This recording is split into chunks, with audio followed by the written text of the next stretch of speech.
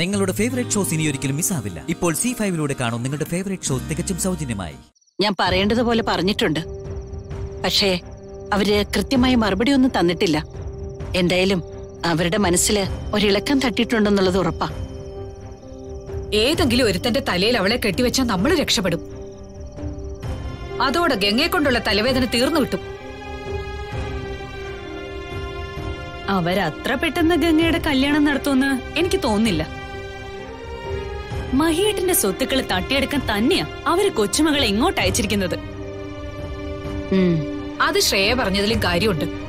അല്ലെങ്കിൽ ആരെങ്കിലും വീട്ടു ജോലിക്ക് കൊച്ചുമകളെ പറഞ്ഞു വിടുവോ? അതും ആ തള്ളയ്ക്ക് അത്രയും പ്രായമുണ്ട്. കൂട്ടിന് കൊച്ചുമോള് വേണമെന്ന് തോന്നില്ലേ?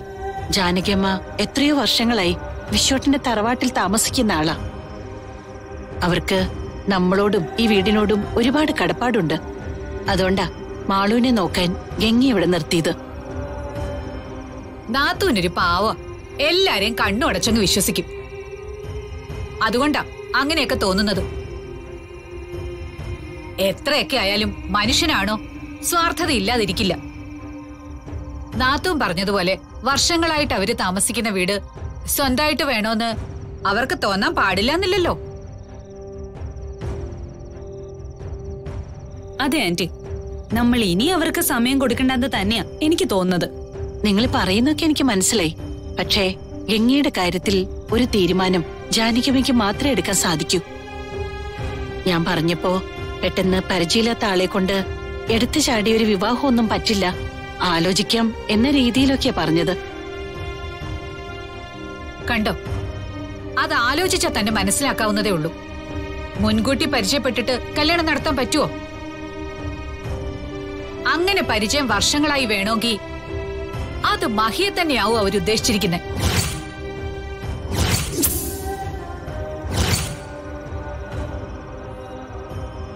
എനിക്കങ്ങനെ ഒരു സംശയമില്ല. ശ്രേയയും മഹിയുമായിട്ടുള്ള വിവാഹം മുൻകൂട്ടി നിശ്ചയിച്ച കാര്യം എല്ലാവർക്കും അറിയാവുന്നതല്ലേ. കഴിഞ്ഞ തവണ അത് നടത്താൻ പോയപ്പോ എല്ലാത്തിനും മുൻപന്തിയിൽ ജാനകിയമ്മയും ഗംഗയും ഉണ്ടായിരുന്നതുമാണ്. അതൊക്കെ ശരിയാ. പക്ഷെ എനിക്ക് നല്ല ടെൻഷൻ ഉണ്ട് ആന്റി. എനിക്ക് മഹിയേട്ടനെ കിട്ടാതായ അതെനിക്ക് സഹിക്കാൻ പറ്റില്ല. നീ വിഷമിക്കാതെ മോളെ, നിനക്ക് വാക്ക് തന്നത് നാത്തൂനാ. നാത്തൂ വാക്ക് പാലിക്കുക തന്നെ ചെയ്യും. അതെ, നീ ആന്റിയെ വിശ്വസിച്ചോ മോളെ. മുടങ്ങിപ്പോയ നിന്റെയും മഹിയുടെയും വിവാഹം അടുത്ത മുഹൂർത്തത്തിൽ തന്നെ ഞാൻ നടത്തും. ഈ ഒരു വാക്ക് മതി ആന്റി എനിക്ക്. ആന്റി എനിക്ക് എന്നെക്കാളും വിശ്വാസമാ. അതെ, പിന്നെ ഗംഗയുടെ വിവാഹം കൂടി നടന്നാ നമുക്ക് പിന്നെ ഒന്നും പേടിക്കാനില്ല. അല്ലെങ്കിൽ മാളുവിന്റെ പേരും പറഞ്ഞ് എല്ലാത്തിലും തലയിടാൻ അവളും ഉണ്ടാവും. ആ ശല്യത്തെ ഒരു വിവാഹത്തിലൂടെ ഒഴിവാക്കി വിട്ടാ നമ്മൾ ജയിച്ചു. ഇപ്പൊ ഞാൻ എന്റെ വിവാഹം നടക്കണമെന്ന് പ്രാർത്ഥിക്കുന്നതിന് പകരം ആ ഗംഗയുടെ വിവാഹം നടക്കാനാ പ്രാർത്ഥിക്കുന്നെ. കാരണം അതോടെ ആ ശല്യം ഈ വീട് വിട്ട് പോവല്ലോ.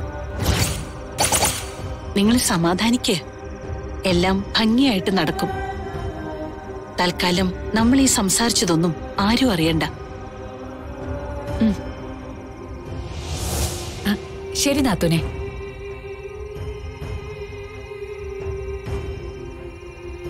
നമ്മൾ ആഗ്രഹിച്ച പോലെയൊക്കെ നടക്കും അമ്മേ. ദേവയാനിയിലൂടെ നമ്മളത് നടത്തിയെടുക്കും മോളെ. നീയും മഹിയും വിവാഹിതരായി സന്തോഷത്തോടെ കഴിയുമ്പോ അതിനിടയിൽ ഒരു കരിനിഴലായി ആ ഗംഗ ഇവിടെ ഉണ്ടാവില്ല. അതെന്റെ വാശിയ, നീ കൂട്ടിക്കോ. അയ്യോ, എനിക്കെന്റെ അമ്മ എന്ത് ഇഷ്ടമാണെന്നറിയോ? ആ, നീ മഹിയുടെ ഭാര്യയായി കഴിയുമ്പോഴും ഇതേ സ്നേഹം ഉണ്ടായാ മതി. അത് പിന്നെ ഉണ്ടാവാതിരിക്കോ? ഈ വീടിന്റെ മഹാറാണിയാക്കി മാറ്റും ഞാൻ എന്റെ അമ്മ. അത് മതി. വാ, നമുക്ക് അങ്ങോട്ടേയല്ല, അല്ലെങ്കിലേ നാത്തോ നമ്മളെ തിരക്കും. ശരിയാ, വാ.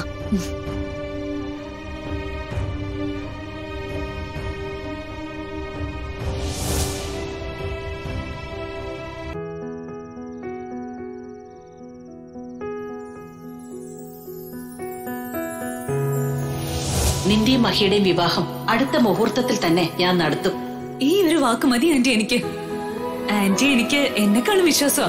ഗംഗയുടെ വിവാഹം കൂടി നടന്നാ നമുക്ക് പിന്നെ ഒന്നും പേടിക്കാനില്ല.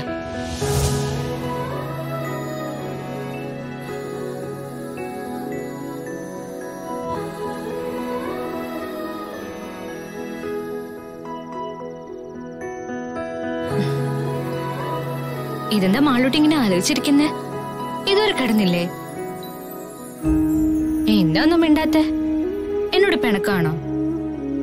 അല്ല. പിന്നെന്താ പറ്റിയേ? കാര്യം എന്താന്ന് പറഞ്ഞാലല്ലേ എനിക്ക് അറിയാൻ പറ്റുള്ളൂ. ഗംഗ കല്യാണം കഴിച്ചു പോയാ പിന്നെ ഇങ്ങോട്ട് വരില്ലേ? കല്യാണം കഴിച്ചാ പിന്നെ ഭർത്താവിന്റെ വീട്ടിലല്ലേ താമസിക്ക? അപ്പൊ പിന്നെ ഒരിക്കലും ഇങ്ങോട്ട് വരൂലേ? അങ്ങനെ ഒരിക്കലും വരാതിരിക്കൊന്നുമില്ല.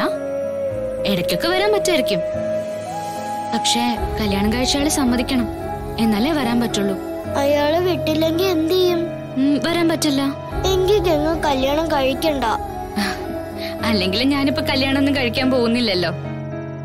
ഗംഗ ഉടനെ കല്യാണം കഴിപ്പിച്ച് അയക്കൂന്ന് പറയുന്നത് ഞാൻ കേട്ടല്ലോ.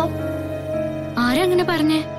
ദേവയാനിയും ശ്രേയയും ആ ഹൈമാവതിയും കൂടി പറയുന്നത് ഞാൻ കേട്ടതാ. അവരങ്ങനെയൊക്കെ വെറുതെ പറഞ്ഞോണ്ടിരിക്കുള്ളൂ, അല്ലാതെ ഞാൻ ആരെയും കല്യാണം കഴിക്കാനൊന്നും പോകുന്നില്ല.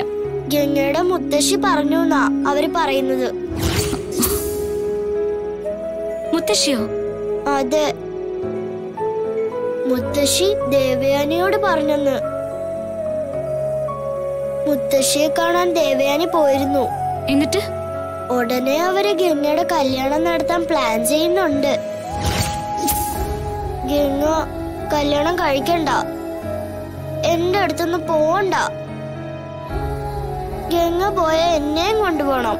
ഞാൻ ഇങ്ങോട്ടും പോവില്ല മാളു. മാളൂട്ടിയെ വിട്ട് ഞാൻ എവിടെയും പോവില്ല കേട്ടോ. മോള് കിടന്നോ.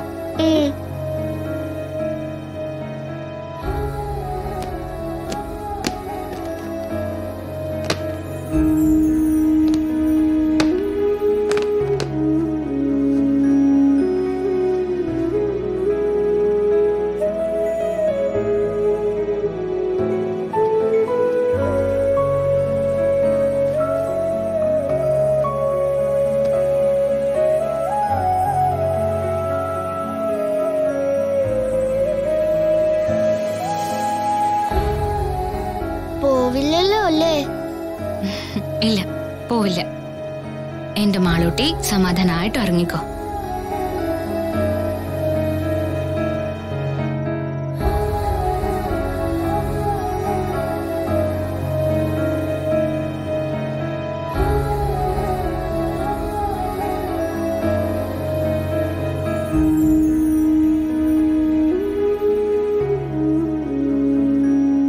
എനിക്ക് നീ ഒരു വാക്ക് തരണം. എന്താ മുത്തശ്ശി?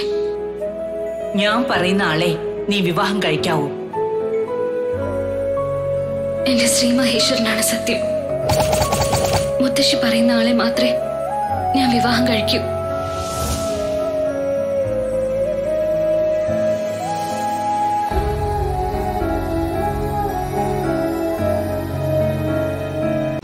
ഡൗൺലോഡ് ചെയ്യൂ C5 ആപ്പ്. കാണൂ എല്ലാ എപ്പിസോഡുകളും സൗജന്യമായി.